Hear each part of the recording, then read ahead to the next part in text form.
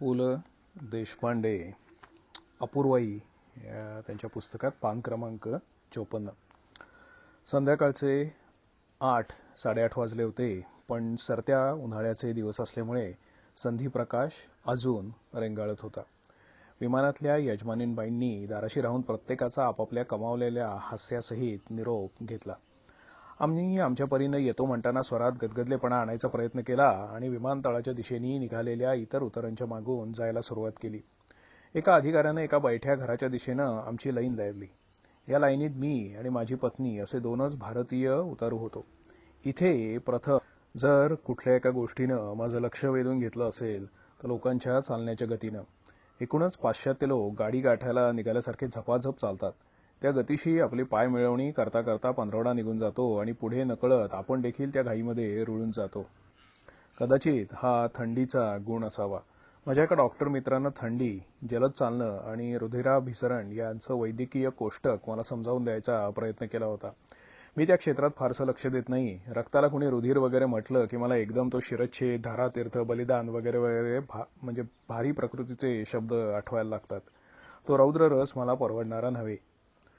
भाऊच्या धक्क्यावर खांद्यावर टरंकनी हातरून कांबरून घेऊन उतरलेला बांधकोटचा रामा किंवा बोरी बंदरावर गटुंगळं घेऊन स्वतःलाच शोधित निघाल्यासारखा दिसणारा सातारा सांगलीकडला पावना आणि लंडनच्या विमानतळावर उतरलेला मी ह्यात चाणाक्षाला विलक्षण साम्य आढळलं असतं. मात्र लंडनच्या पहिल्या दर्शनानं मला धक्का दिला. एकतर पावसाची भुरभूर चालू होती, थंडी होतीच, तसा सर्वत्र शुकशुकाट होता. साता समुद्राहून आम्ही उड्डाण करून आल्याचं कुणाच्या चेहऱ्यावर कौतुक नव्हतं. महाराष्ट्रातील ख्यातनाम साहित्यिक पु ल देशपांडे आणि त्यांच्या सुविध पत्नी आल्याची या देशात गंधवार्ताही नव्हती.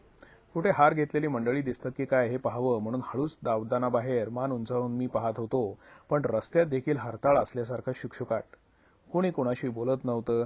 आम्हाला त्या खोलीपर्यंत आणून सोडणारा अधिकारी देशी होता आणि त्यामुळे इंग्रजापेक्षाही इंग्रज होऊन मख्ख चेहऱ्यानं तो बोलत होता. हसण्यासारख्या थिल्लर विषयात त्याला गती नसावी. त्यानं आम्हाला पासपोर्ट, कस्टम्स वगैरेच्या दिशा दाखवल्या. 5-10 मिनिटात विमानातून आमच्या 88 पौंड वजनाच्या बॅगा कस्टम्स अधिकाऱ्यापुढे आल्या आणि लग्नातल्या पंक्तीत आपापलं पान धरतात त्याप्रमाणे आम्ही आमच्या बॅगा धरल्या. Anything to declare sir? अत्यंत नम्रतेनं त्या कस्टम अधिकाऱ्यानं आम्हाला विचारलं.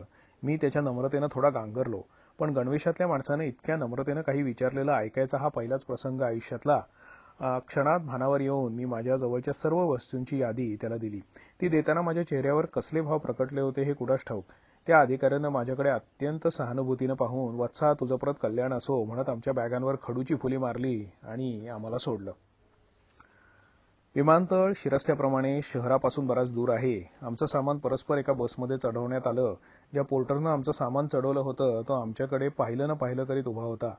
त्याला हमाली दिली आणि इंग्रज हमाल, "साहेब, पोटावर नका मारू साहेब, पाठीवर मारा किंवा पोटाकडे बघून समजून द्या काय असेल ते" ही वाक्य इंग्रजीत कशी म्हणतो हे ऐकायच्या अपेक्षेनं मी तिथे थांबलो, पण तो काही तसं म्हणाला नाही.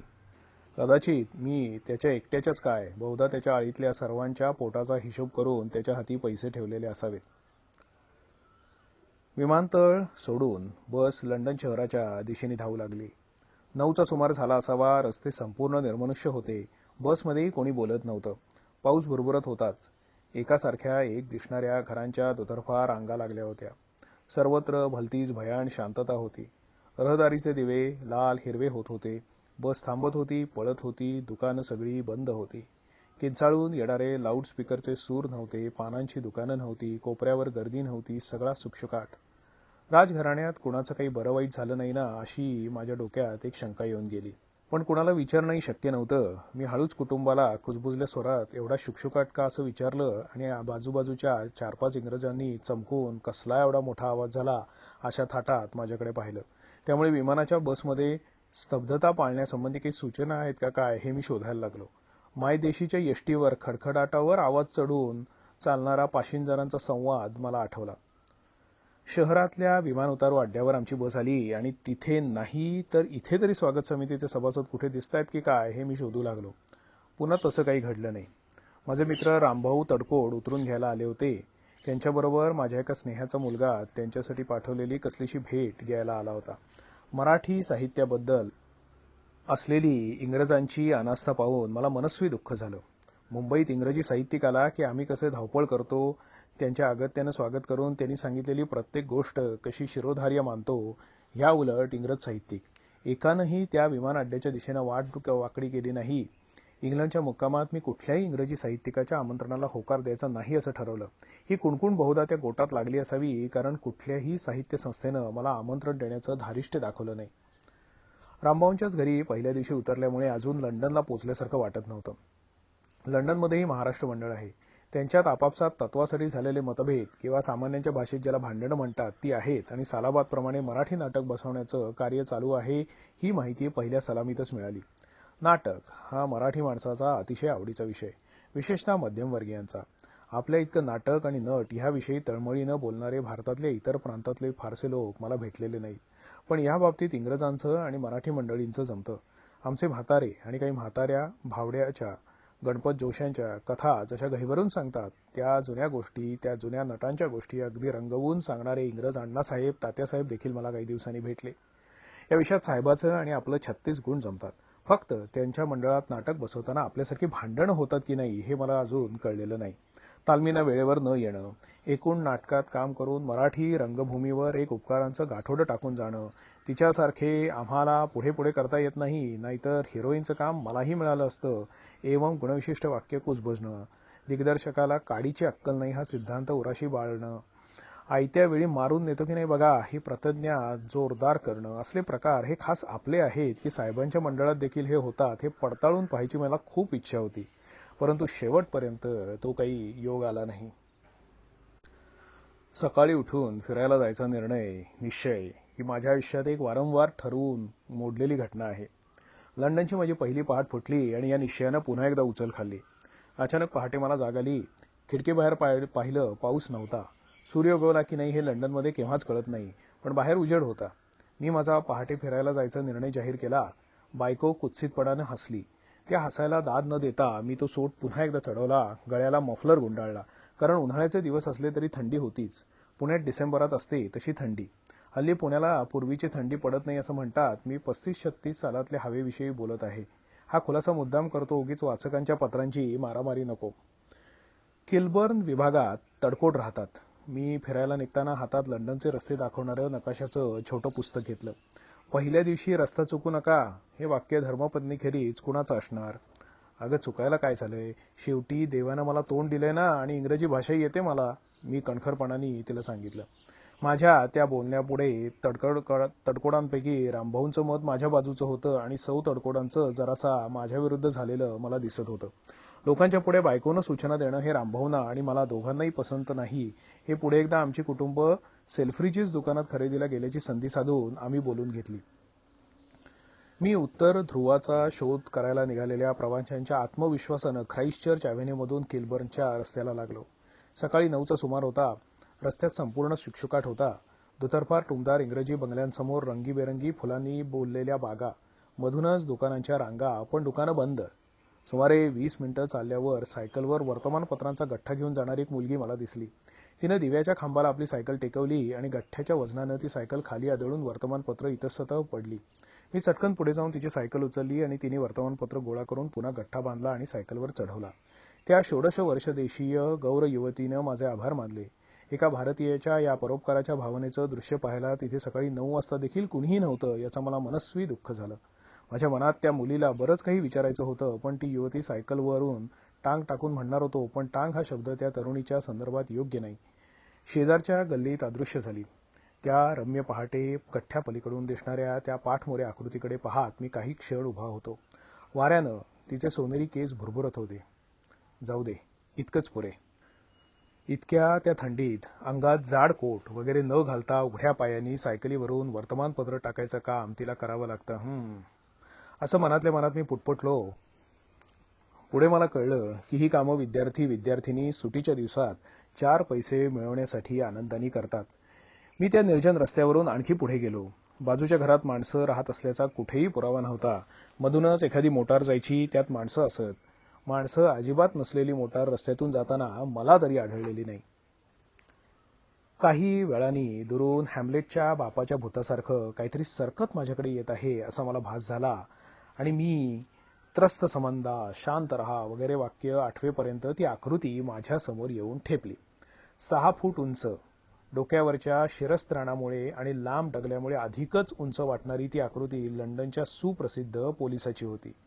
लंडनचा पोलीस हा साऱ्या जगाच्या कौतुकाचा विषय आहे. बॉबी हा अबालवृद्धांचा मित्र आहे. तो कधी रागावत नाही, चिडत नाही, चिरीमिरी मागत नाही, सदैव मदतीला तयार, फक्त त्याला हसता येत नसावं. त्या रम्य पहाटे मी त्या पोलिसाला पाहिल्यावर मला स्थितप्रज्ञ दर्शन झाल्याचा आनंद झाला. अहिंसा, सत्य, अस्तेयांचा तो पुतळा. त्याच्या हातात शस्त्र नाही. समोर गुन्हेगारांची टोळी चाल करून आली तरी तो हात उगारत नाही. चोराला चोरी करताना देखील त्याच्या भावना न दुखावतील अशा बेतानं तो पकडतो. चोर पकडल्याचा त्याला आनंद नाही, निसटल्याचं दुःख नाही. रस्त्यात भलतीकडे गाडी उभी असली तर निमूटपणाने आपली वही काढायची, नंबर टिपून घ्यायचा. राग, लोभ, क्रोधांच्या पलीकडे गेलेल्या या महात्म्याचं दर्शन मला लंडनच्या पहिल्या प्रभात फेरीच्या वेळी व्हावं याचा मला मनस्वी आनंद झाला. आपल्याकडे पोलीस आडवा आला तर काही ठिकाणी परत घरात येऊन माणसं जरा बसून मग पुन्हा बाहेर पडतात असं मी ऐकलं होतं. लंडनमधला बॉबी हा अलौकिक पुरुष आहे.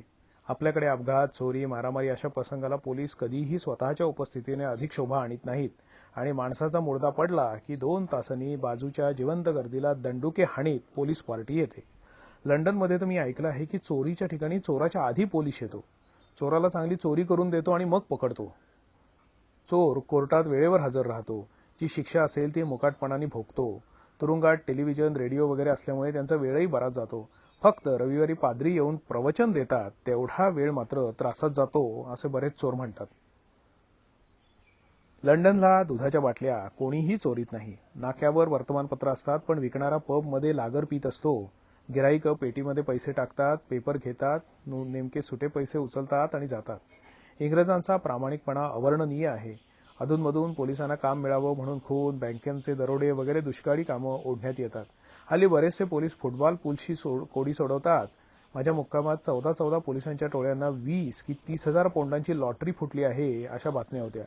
अशा या भाग्यवंतांच्या वंशातल्या सुपुत्राची आणि ज्ञानदेवाच्या मराठीची नगरीच्या दुसऱ्या सुपुत्राची त्या शुभ पहाटे किल्बर्न रोडवर गाठ पडली.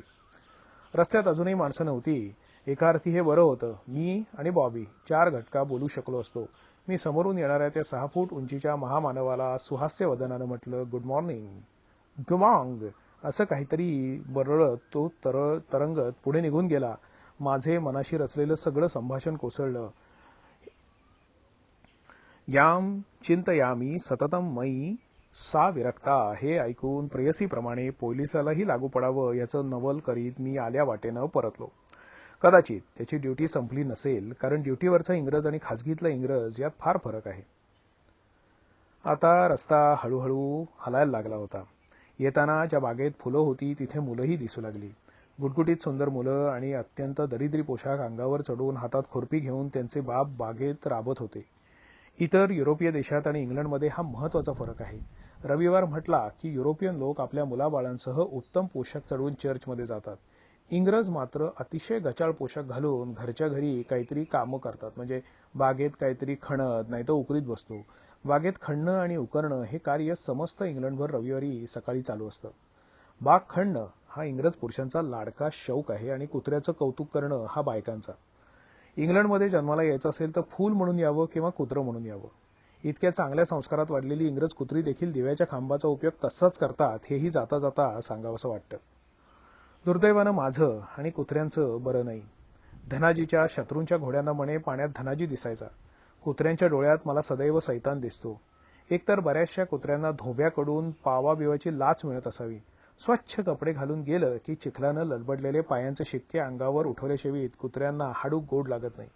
पाहुण्यापुढे चहा आणून ठेवला की त्या कब्बशांवर झेप घेणं हा दुसरा धर्म आणि अत्यंत महत्त्वाचा संवाद बोलणाऱ्याचं लक्ष स्वतःकडे वेधून घेण्यासाठी प्रसंगी देहधर्माचा उपयोग करणं हा तर कुळधर्म. पण इंग्लंडात या प्राणीविशेषापाशी मला राजनैतिक संबंध जोडावे लागले. मी कुत्र्याशी संबंध जोडायचे म्हणजे कसायानं गोरक्षण संस्थेचा अध्यक्ष होण्यातला प्रकार होता. पण मनातला सगळा राग गिळून मी कुत्र्याशी लांगुल चालन करीत होतो.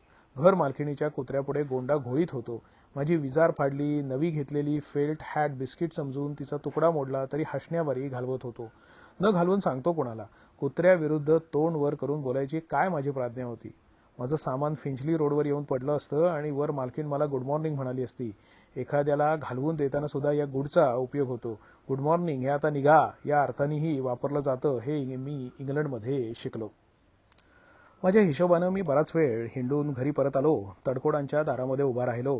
दारावरच्या घंटी शेजारी एक बैलाचं तोंड असलेली घड्याळाच्या तबकडीसारखी तबकडी होती आणि घड्याळाच्या काट्यासारखा परंतु बैलाच्या शेपटीच्या आकाराचा काटा 1, 2, 3, 4 अशा आकड्यांवर वाटेल तिथे फिरू शकत होता. त्याचा अर्थ मला काही उमगला नाही. मी तो काटा खूप फिरवून पाहिला, पण बेलचा आवाज काही आला नाही. म्हणून बेलचं बटन दाबलं आणि बेल वाजली. इतक्यात परत आलात? बायको उद्गारली. अगं इतक्यात म्हणजे? चांगला तासभर भटकत होतो. इंग्लंडमध्ये कितीही फिरलं तरी घाम येत नाही. अहो पण अजून 9:15 देखील झालेले नाहीत. म्हणजे मी फक्त 15 मिनिटं फिरलो की काय? हे वाक्य मी आतल्या आत जिरवलं, कारण माझ्या हिशेबाने मी चक्कार हिंडून आलो होतो. पहिल्या दिवशी एकदम जास्त वेळ फिरणं बरं नाही. शिवाय थंडी आहे, निमोनिया झाला तर. सवयीप्रमाणे तिने आंघोळ उरकून घेण्याविषयी हुकूम सोडला. वाचनात दंग व्हावं, मित्रांची गप्पा रंगायत याव्यात, यावेळी बायकोला नवऱ्याच्या आंघोळीशिवाय दुसरं काय सुचत नाही. देव जाणे, कित्येक वेळा तर एकदा आंघोळ उरकून आल्यानंतर देखील केवळ नवरा वर्तमानपत्र वाचण्यात रंगला आहे हे पाहून बायकोनं त्याला आंघोळीला काढायचं मी ऐकलेलं होतं. लंडन शहरातली माझी पहिली आंघोळ मी केव्हाही विसरणार नाही. वास्तविक इंग्रजाला स्नानाचं कौतुक नाही. खुद्द लंडन शहरात हजारो घरं अशी आहेत की ज्यात स्नानगृह नाहीत. सार्वजनिक स्नानगृह असतात तिथे सणासुदीला माणसं जाऊन अंग विसळून येतात. एरवी मुखप्रक्षालनावरच भागतं. या थंड देशात आंघोळीची दैनिक आवश्यकताही भासत नाही. पुढे पुढे मीही हा कार्यक्रम साप्ताहिक कोष्टकात बसवला होता. पोर वयात 2 पायांवर चालायला लागण्यापूर्वी साधारण इंग्रजाच्या बालदेहाची जी काही धूपूस होत असेल तीच खरी. एरवी आंघोळ ही चैनीची बाब.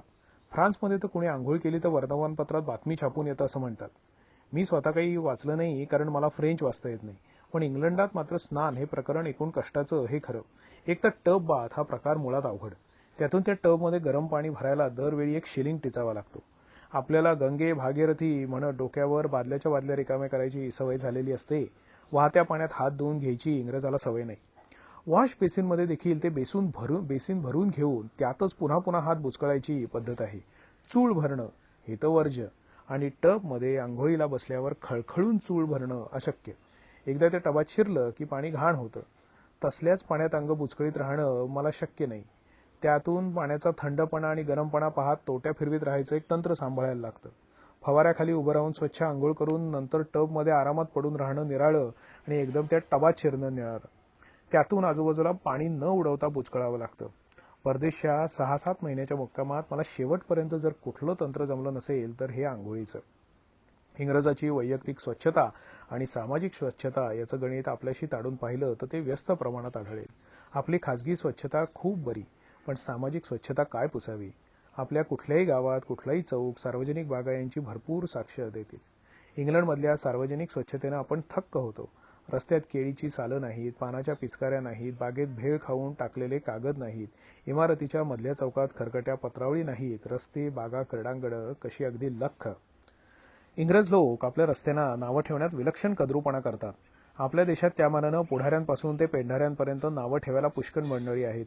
पण खुद्द लंडन शहरात ख्राईस्टचर्च ॲव्हेन्यूज निदान डझनभर तरी असतील. आपल्याला हवा असलेला रस्ता एन आहे की NW आहे, एस आहे की AC आहे या साऱ्या तपशिलाची शेवटपर्यंत खात्री करून घ्यावी लागते. ती झाली की चुकतो म्हटलं तरी रस्ता चुकणं शक्य नाही. एरवी मात्र एक जेम्स हे नाव धरलं की त्याचं James Street, James Road, James Park, James Square, James Avenue, James Circle, James Crescent, James Hill, James Garden, James back, James Lane, James Arch, James Corner असे अनेक पर्याय होतात आणि एक पर्याय दुसऱ्या पर्यायापासून 10 मैल दूर असू शकतो. मॅजेस्टिक सिनेमासमोर म्हटलं की मुंबईमध्ये पत्ता कळतो, पण ओडियन सिनेमासमोर म्हटलं की लंडनला 25 ओडियन असतील, त्यात कुठला हे कळणं अवघड. लंडनच्या भुयारी रेल्वेचा पहिला प्रवास मी जन्मात विसरणार नाही. भुयारी रेल्वेला लोक ट्यूब म्हणतात आणि युरोपात तिला मेट्रो म्हणतात. या ट्यूबनं सारं लंडन पोखरलं आहे. इतका सुखाचा आणि बिनचूक प्रवास पृथ्वी तलावर अन्यत्र नसेल. जागोजागी पाट्या लावून तुमच्या मनातल्या सगळ्या शंकांचं निरसन आधीच केलेलं असतं. एका छोट्याशा कार्डावर रंगीबेरंगी ओळींचा सुबक नकाशा, प्रत्येक स्टेशनचं नाव, जवळ दुसरं स्टेशन कुठलं, कुठल्या स्टेशनला कुठलं स्टेशन जोडलेलं आहे. त्यामुळे शेणोली आली का हो असा प्रश्न विचारावा लागत नाही. आपल्याकडे स्टेशनाची नावं गुप्त ठेवण्याकडे का प्रवृत्ती आहे ते देवच ठाऊक. फलाटाच्या 2 टोकांना नावाच्या पाट्या लिहायची ज्या महाभागाला कल्पना सुचली त्याला तर लक्ष प्रणाम. एक तर त्या पाट्या फलाटाशी काटकून करून असतात आणि त्यामुळे खिडकीबाहेर 1.5 हात तोंड काढल्याखेरीज वाचता येत नाहीत आणि उरलेल्या एवढ्याशा अक्षरात कंदिलांच्या काचांवर लिहिलेल्या, त्यामुळे 10 लोकांना ओरडून विचारून खात्री करावी लागते. लंडनमध्ये या ट्यूबच्या स्टेशनावर डोळे असलेल्या आणि इंग्रजी वाचता येणाऱ्या माणसाला अमुक एका ठिकाणी कसं जायचं हे विचारायची गरजच नाही. रस्त्यात देखील रस्त्यांच्या नावानंबरांचे बोर्ड स्वच्छ अक्षरात लावलेले आणि वाचता येण्याजोगे. मुंबईसारख्या शहरात देखील रस्त्याच्या नावाच्या पाट्या दुर्मिळ. इतक्या वर्षात मी बापू खोटे स्ट्रीट आणि सोलापूर लेन एवढ्या 2च पाट्या वाचलेल्या आठवतात. एरवी धोबी तलाव कुठे सुरू होतो आणि कुठे संपतो हे पोस्टमनला कळतं कसं हे कोडं मला अजून कळलेलंच नाही. घर नंबर तर अजून वाचण्याचा योग यायचा आहे. मला ट्यूबनी जायचं होतं. मी त्या किलबर्न स्टेशनातल्या खिडकीपाशी गेलो. त्या खिडकीतल्या बुवाला मला पिकॅडलीचं तिकीट हवं आहे हे कळायला 2-3 मिनिटं लागली. सगळ्यात साहेबांना आपल्यासारखं शुद्ध इंग्रजी थोडंच येतं. टू पिकॅडली प्लीज, मी म्हणालो. मेग्या found 2 tickets of the tube railway for Piccadilly station please. मी देखील शांतपणाने पण थोडंसं चिडून बोललो. त्यानं हताशपणे मान हलवली. शेवटी मी एका कागदावर 2 पिकॅडली असं स्वच्छ लिहून दिलं. ओ यू मीन पिकॅडली असं म्हणून त्यांनी पिकॅडलीची मला तिकीटं दिली. इंग्रजीचा पहिला दणका मला इथे बसला आणि आपलं शुद्ध तुपातलं इंग्रजी इथे उपयोगाचं नाही हे मनातल्या मनात मी ओळखलं. साहेबांचं इंग्रजी एकूणच निराळं. आपल्या देशात इतकी वर्ष राहून त्यानं खरं इंग्रजी आपल्यापासून आणि म्हणजे जसं साहेब चिजा चोरून ठेवतात तसं चोरून ठेवलेलं दिसतंय. कधी कधी भलत्याच इंग्रजी गोष्टीचं मनामध्ये कसं लक्षण बसलेलं असतं ठाऊक.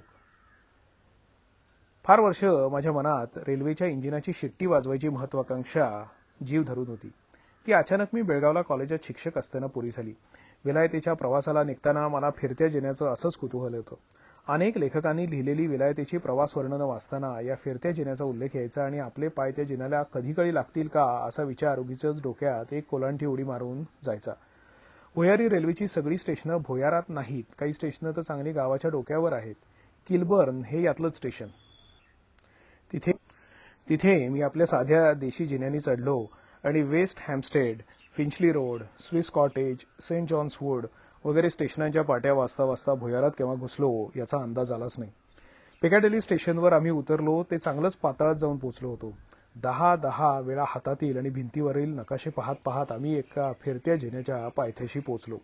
पिकॅडली सारख्या स्टेशनचं हे जिने इतके खोल आहेत की वरून आपोआप खाली येणाऱ्या माणसांकडे पाहताना मला जरा गरगरल्यासारखंच झालं आणि त्या फिरत्या जिन्याच्या शेवटल्या पायरीवर चटकन पाऊल टाकणं आणि टोकाला पोचल्यावर न गडबडता सटक करून जमिनीला पाय टेकणं या क्रियेचा सराव व्हायला 2-3 दिवस लागतात. पायरीची डावी बाजू नेहमी मोकळी ठेवावी लागते म्हणजे त्या फिरत्या जिन्यावरूनही झपझप पायऱ्या चढून पळत जाणाऱ्यांची वाट मोकळी होते. पहिल्या दिवशी नेहमीप्रमाणे डावी बाजू रिकामी पडलेली पाहून आम्ही तिथेच उभं राहिलो. 1 ते सव्वा मिनिटाचा खोळंबा झाल्यामुळे आमच्या मागे अडकून राहिलेल्या इंग्रजांच्या चेहऱ्यावरचे भाव पाठीला डोळे नसल्यामुळे आम्हाला दिसले नाहीत. पुढे पुढे हा प्रमाद इतरांच्या हातून घडला की मागल्या माणसांचे चेहरे कसे होतात हे दिसल्यामुळे पहिल्या दिवशी डझनभर इंग्रजांचे शिवाशाप आपण नक्की घेतले असतील याची खात्री झाली. ती भुयारी रेल्वे, फिरते जिने, त्या चिमुकल्या आगगाड्या आणि त्यात बसणारी ती गोरीगपान मंडळ या साऱ्या गोष्टींचा मला तर पुढे इतका लोभ जडला. माझ्या साऱ्या मुक्कामात मी बसमधून अगदी क्वचितच प्रवास केला असेल. भुयारी रेल्वे इतकं सोयीचं आणि बिनधोक वाहन दुसरं कुठलंही नसेल. जमिनीखालच्या त्या प्रचंड बेळातून ह्या पाताळ यंत्री गाड्या दिवस रात्र सरपटत असतात. ही रेल्वे खोदणारे शिल्पी भलतेच चतुर असले पाहिजेत. बेकर स्ट्रीट, ऑक्सफर्ड स्ट्रीट, पिकॅडली यासारख्या स्टेशनांवर उभे असताना कल्पनाही येत नाही की डोक्यावर शेकडो वाहनं चालली आहेत. हजारो पादचारी जात आहेत. सारे लंडन डोक्यावर उभं आहे.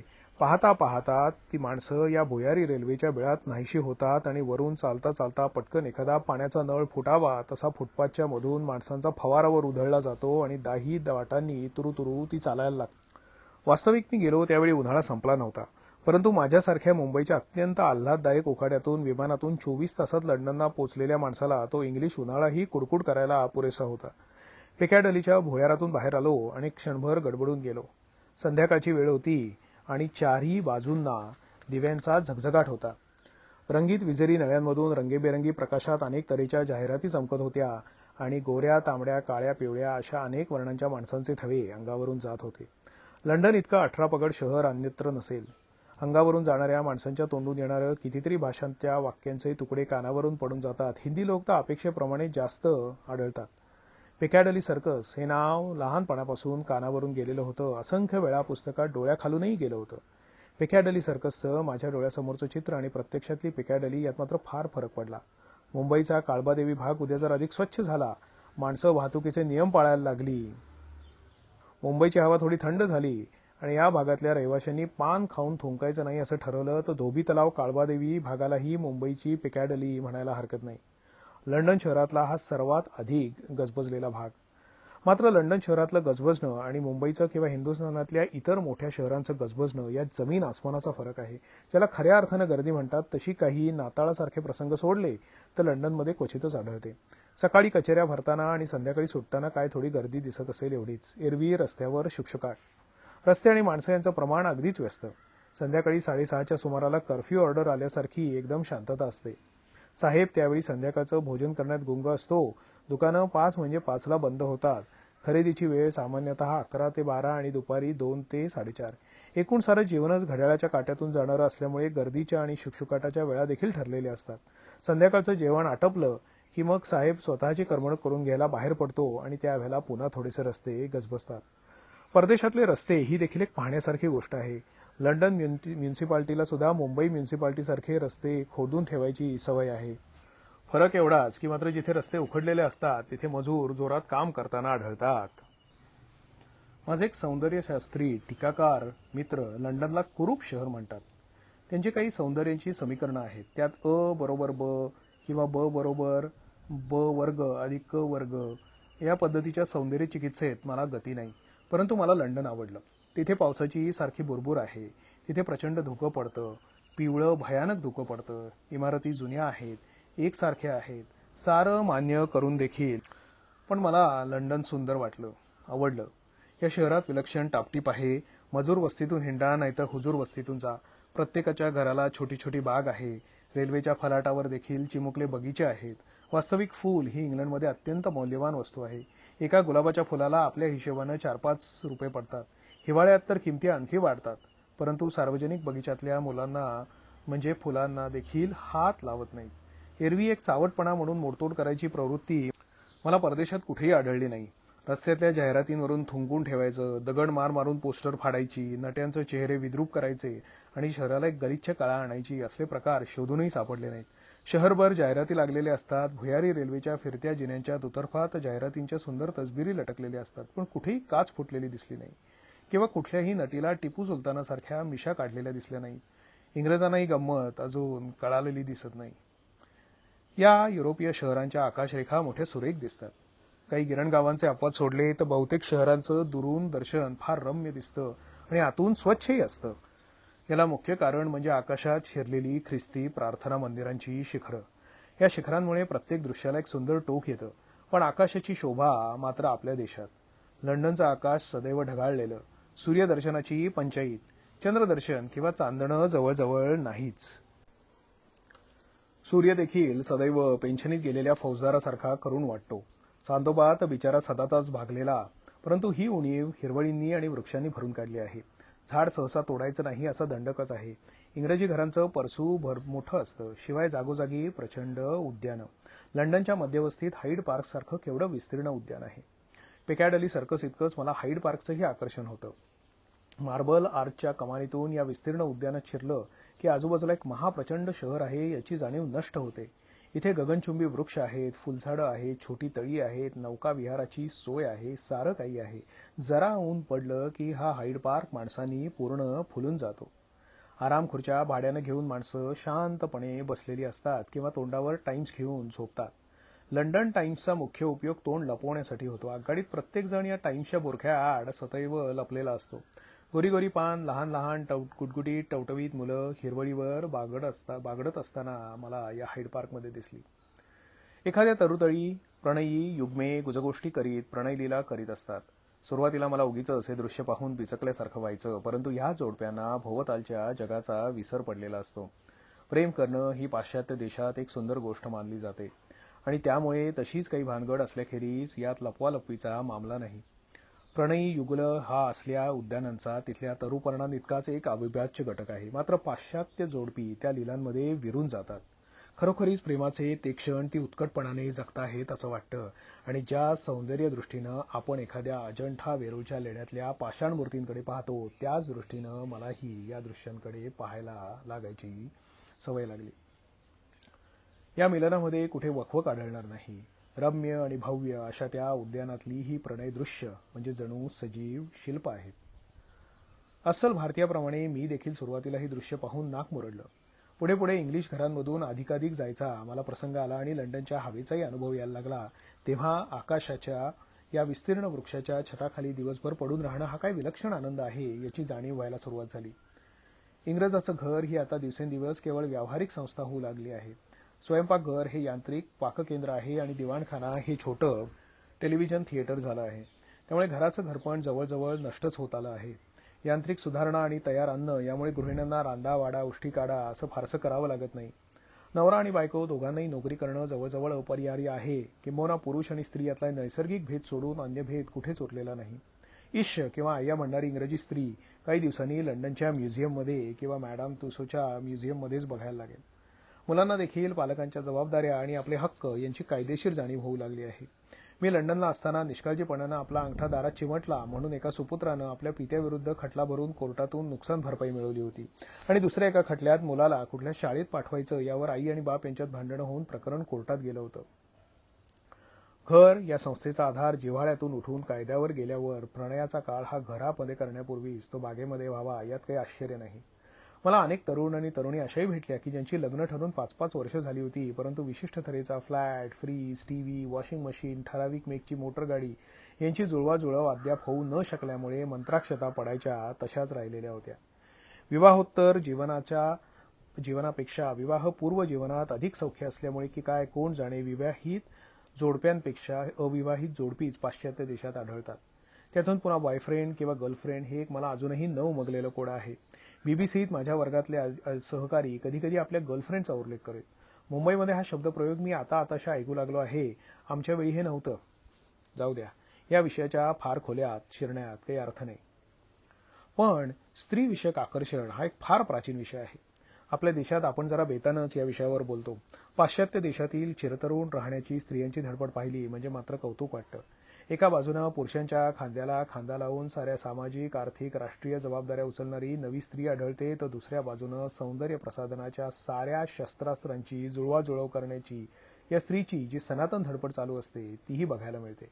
बसमध्ये दोन्ही मजल्यांवरच्या पाशिंजरांना सांभाळायचं काम करणारी खंबीर स्त्री कंडक्टर पोलिसांना जरा अधिक वेळ ट्रॅफिक अडवला की आपल्या गणवेशाच्या खिशातून हळूच ओष्ठ शलाका काढून ओठांचं धनुष्य नीट ताणून घेते. किंवा रेल्वे स्टेशनांची स्टेशन मास्तरीणबाई गाडी निघून गेली की नव्या केशभूषांचे नमुने पाहण्यात गढून जाते. कचेऱ्यांमधून तर स्त्री राज्यच. इकडून तिकडे टनाटण उड्या मारीत पळणाऱ्या चुणचुणीत सेक्रेटरी पोरी कामांचे ढीग उपशीत असतात आणि तेवढ्याच शनिवारी रविवारी आपल्या प्रियकराबरोबर कुठे जायचे याचे संकेत ठरवित असतात.